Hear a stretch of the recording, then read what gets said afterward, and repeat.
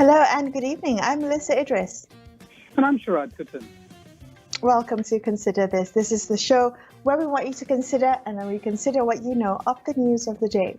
Now, after being suspended for more than a year, the Malaysia My Second Home program will be reactivated tomorrow, October 1st, but this time with more stringent eligibility requirements for new applicants.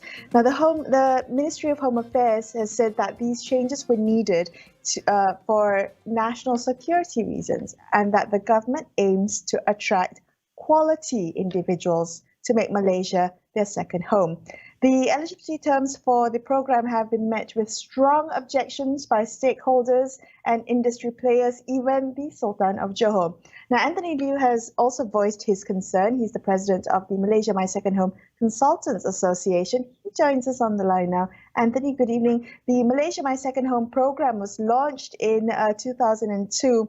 The idea was to promote the country as a retirement destination, so you can live in Malaysia for 10 years on a multiple entry social visit pass. And I'm just wondering, Anthony, do you think that 10 years down, 20 years down the road now, that whether this program has actually kept to those initial objectives, or do you think it's strayed? Yeah, for my understanding, the program has spurred the nation economy, especially for sector like education, medication, for property, and also have a tourism for Malaysia, and of course have other like restaurant, hotel. I think this is quite a lot to Malaysia. For our figure, from the MM2H Center's figure, from 2007 until 2019, it gives revenue to Malaysia is 21.1 billion, right? So actually for our calculation, we have one calculation is about 38.8 billion from 2002 until 2019. So I think this is one of the objective of MM2H to get a financial capability person to join this program, and of course it's one of the objectives for those who capability and retire in Malaysia and spend money in Malaysia. Anthony, can I ask you if anything was holding back the program? Because some people who are critical say that it hasn't been so successful, the number of applicants isn't that great. Could it have been better? And if so, what was holding it back from becoming, Malaysia becoming a destination for precisely these types of, demographics, these people that you talk about, the high net worth individuals? For high net worth, this is our minister mentioned. This MM2H has been changed to, the higher terms, which is quite drastic change. For my understanding, the high net worth they refer to maybe is a rich and less a criminal issue.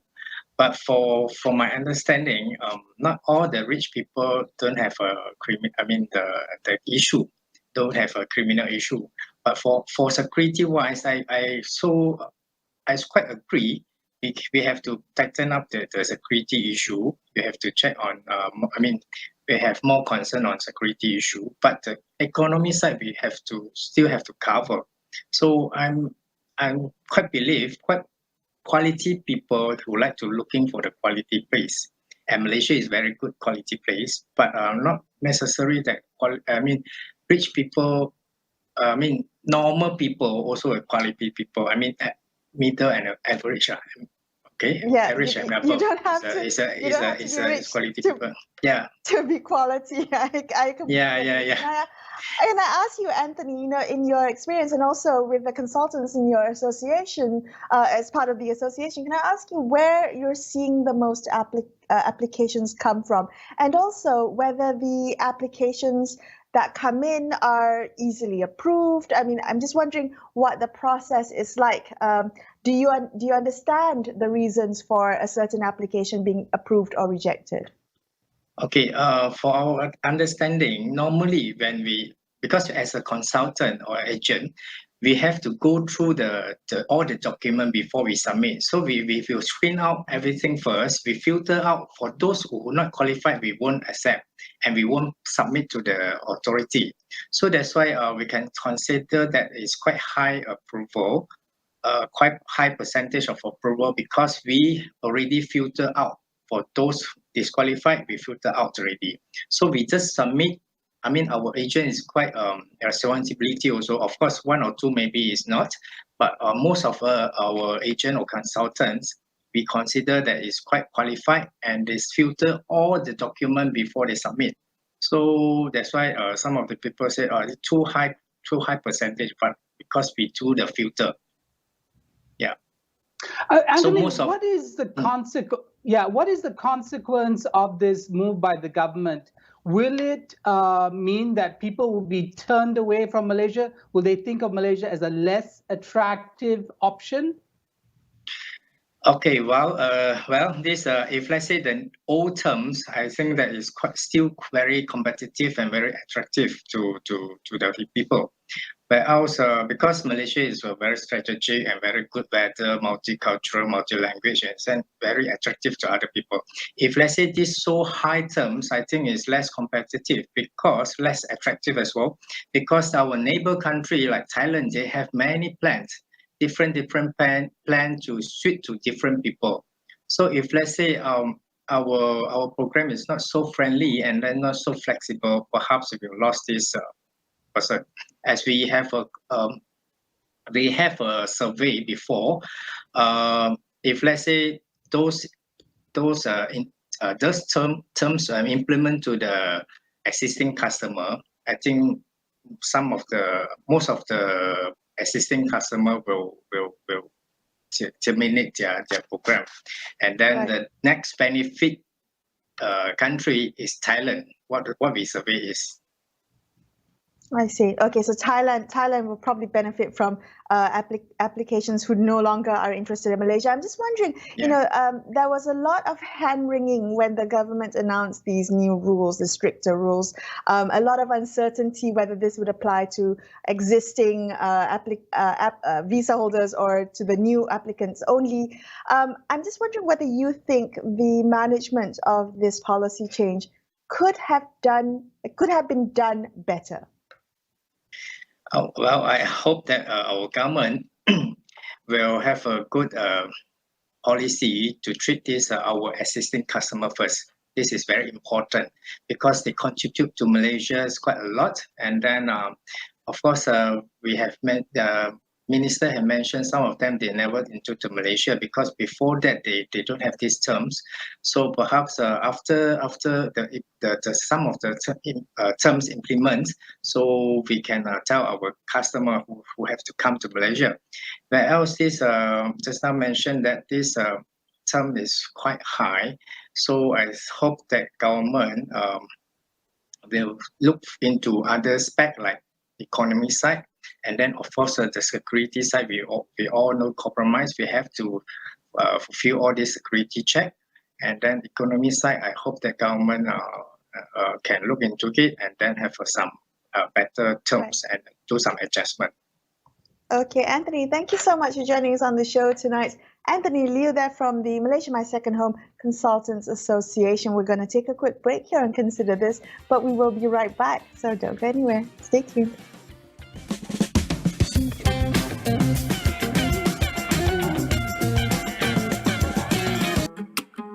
Ayuh keluarga Malaysia, kita bulatkan tekad dan bersatu hati untuk terus memelihara serta mempertahankan kedaulatan negara. Sebagai keluarga Malaysia yang besar, kita harus bertoleransi dalam semua perkara. Hormat menghormati serta mengekalkan perpaduan rakyat yang berbilang kaum, agama dan bangsa serta integrasi nasional silang budaya adalah tunjang kekuatan kita sebagai sebuah negara bangsa yang berjaya. Umpama selembar benang dikait, ditenun dan dijalin, akhirnya menjadi kain yang sempurna indah.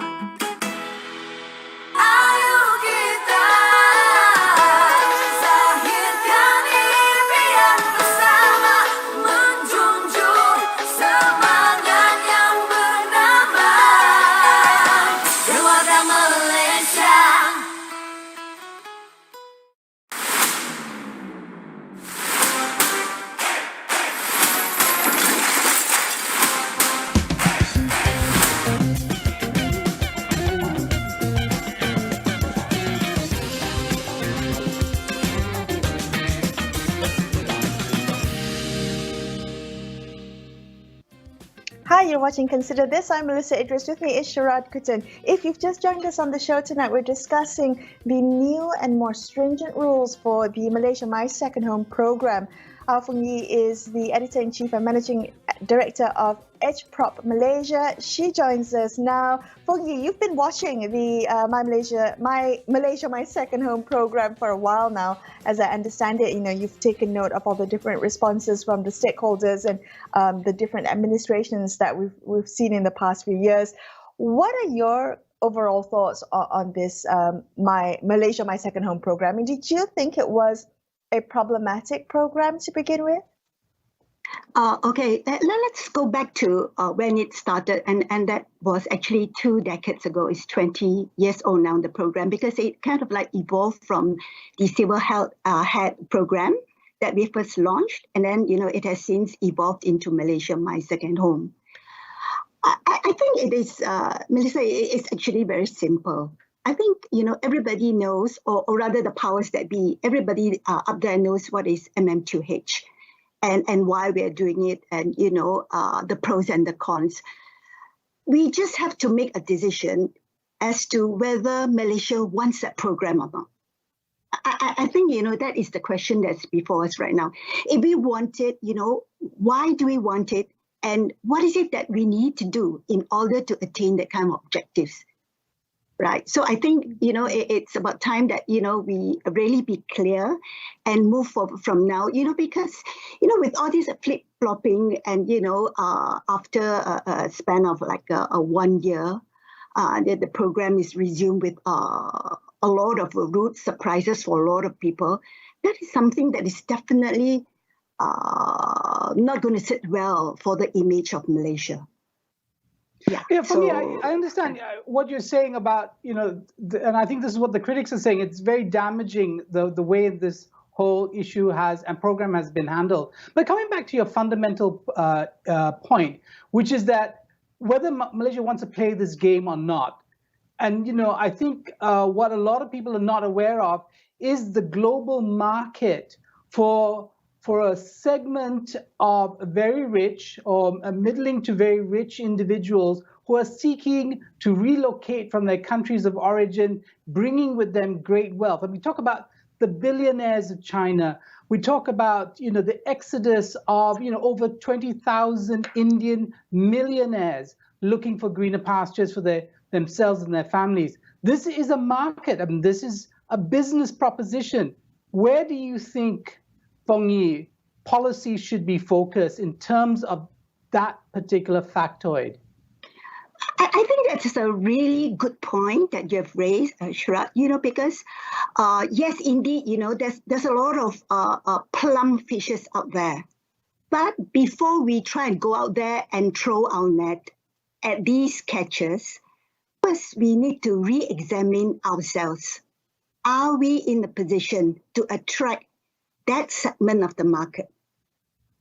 What is the competition out there? In other words, what I'm saying is, let us be realistic, right? I mean, aspiration is one thing. I mean, we can aspire to do a lot of things, but the reality is there before us. So we've got to kind of cut according to our cloth, so to say. Let's be realistic. Yeah. So does that answer your question?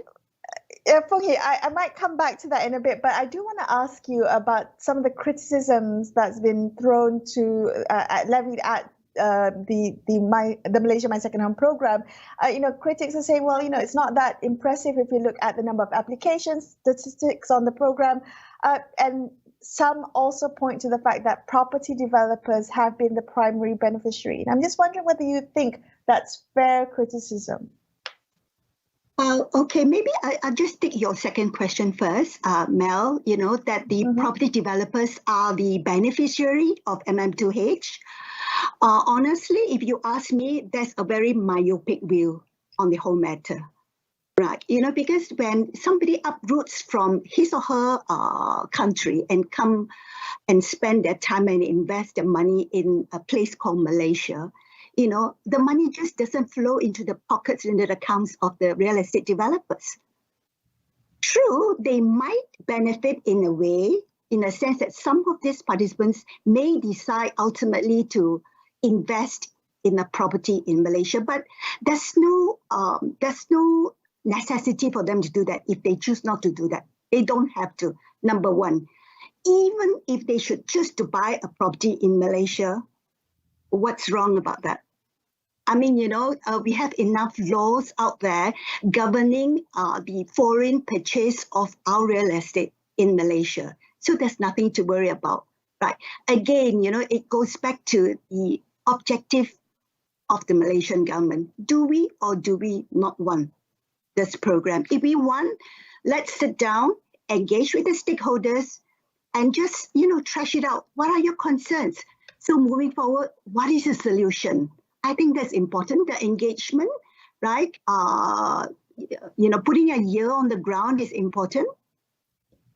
Yeah, for me, I want to come back to what is realistic. Say, for instance, the government decides, okay, let's play this game and let's play this well.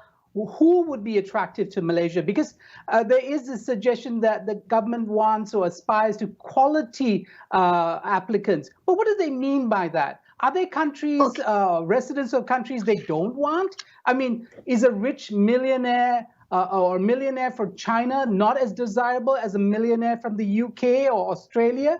What exactly do you think is going on in the minds of policymakers when they say these things? Yeah, I think you've just hit the nail, There is no clarity.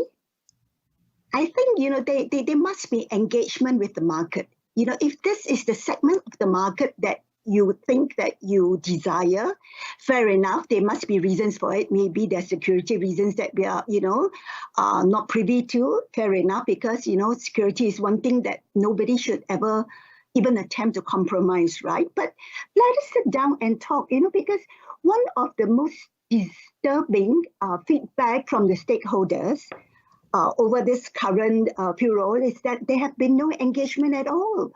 And apparently, this has been said to me, I cannot vouch for it, but these players claim that they had been trying to make attempts to speak to the ministry to understand a little bit more. But so far, it's in vain. So, hard to tell, what is in the mind of the ministry. What do you mean by quality? Quality as in you have a big bank account or what? Like I think, what Anthony just mentioned, there's no guarantee that, a rich person is a law-abiding person or vice versa. Yeah, so I definitely think that, we really need a lot more clarification from the government. Yeah, definitely true. Thank you so much for joining us on the show tonight, Fong Yi. Appreciate your time. I'm Fong Yi there from Edge Prop Malaysia. Let's take another quick break, but we will come back and discuss more about the Malaysia My Second Home new requirements. Stay tuned to consider this.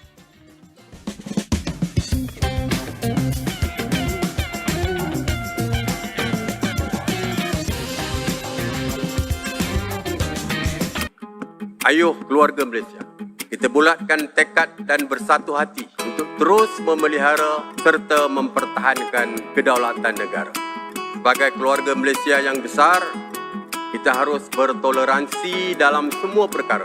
Hormat menghormati serta mengekalkan perpaduan rakyat yang berbilang kaum, agama dan bangsa serta integrasi nasional silang budaya adalah tunjang kekuatan kita sebagai sebuah negara bangsa yang berjaya. Umpama selembar benang dikait, ditenun dan dijalin, akhirnya menjadi kain yang sempurna indah.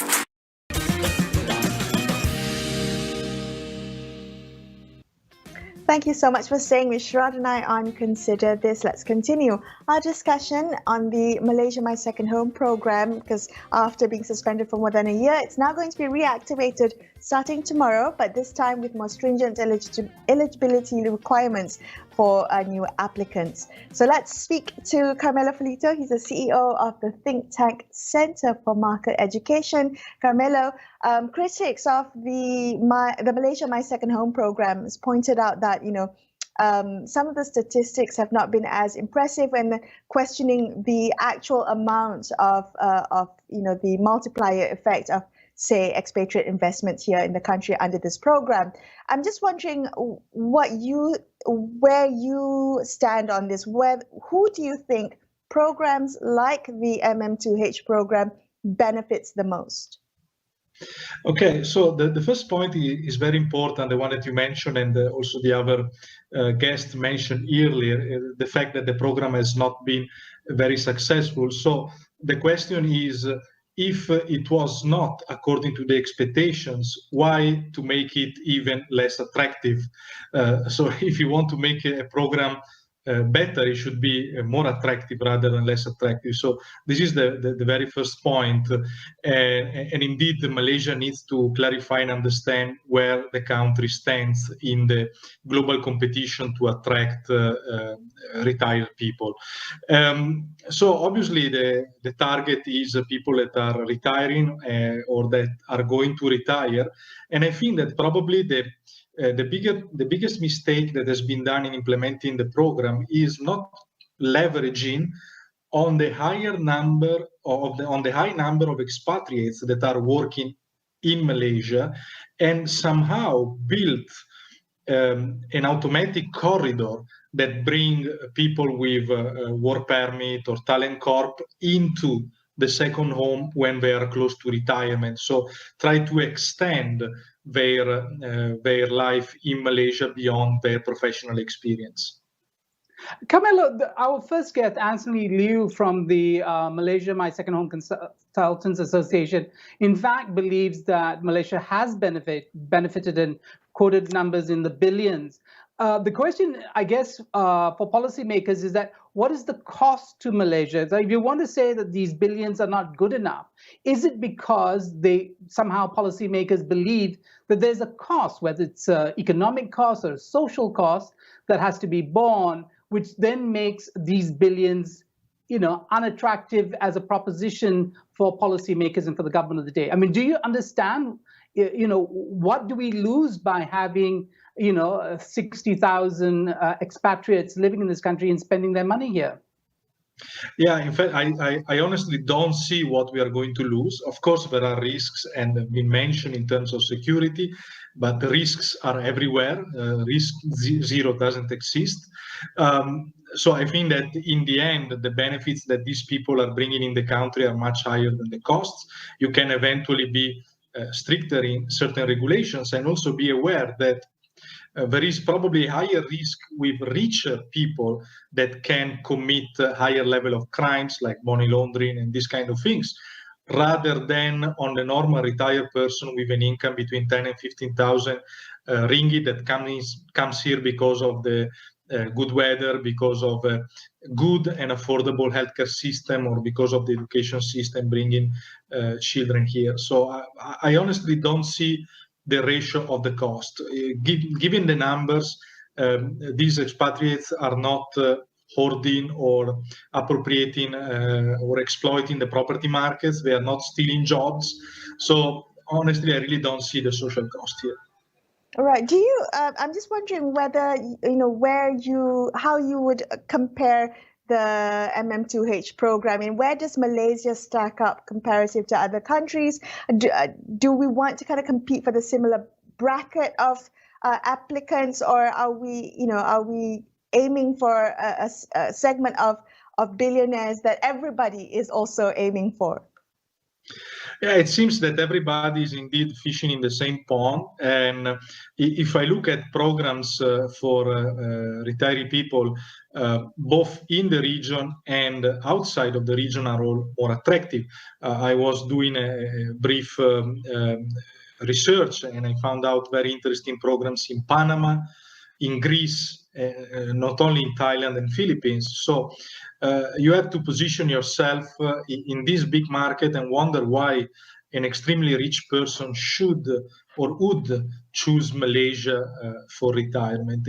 In this sense, that's why I was mentioning at the beginning to change the target and somehow to build this program as a port of destination for long-term expatriates and professionals. So introducing this new corridor that would leverage on something that you already have in Malaysia, rather than going and compete directly with all these packages that are more attractive around the world. I was looking at Panama. Panama, it is enough to have $1,000 of income and being more than 18 years old, and you are already welcome in the country.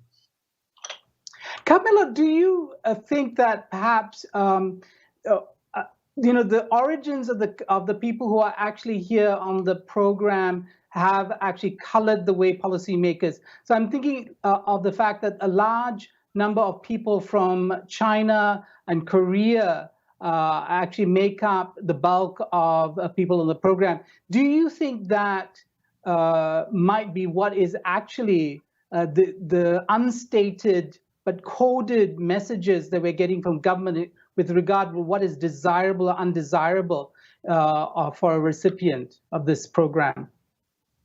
Yes, I believe so. And in fact, the fact that 1/3 of the people in the program are from China could be a source of concern for the government. And here, probably what also I mentioned earlier, the issue of potential money laundering, I think is playing a role. But these are all obstacles that can be overcome with different systems, with more stringent controls, eventually also with quota system. Why not quota per countries, and eventually fill in different nationalities only if other countries didn't take their quotas. So there are more, I would say, softer ways to play around. Considering one important fact, there is an old Latin way to say that is pecunia non olet, so money don't smell. Carmelo, thank you so much for joining us on the show tonight and making those excellent points. Carmelo Ferlito from the Center for Market Education, wrapping up this episode of Consider This. Before we leave you tonight, a reminder that the latest information on COVID-19 vaccines can be gotten at our Astro Awani app, as well as astroawani.com. Thank you so much for watching the show. I'm Melissa Idris. And remember, Melissa, money don't smell. I'm Sharad Kuttan signing off for the evening. No, it doesn't. Same time tomorrow. Until then, folks, good night. Good night.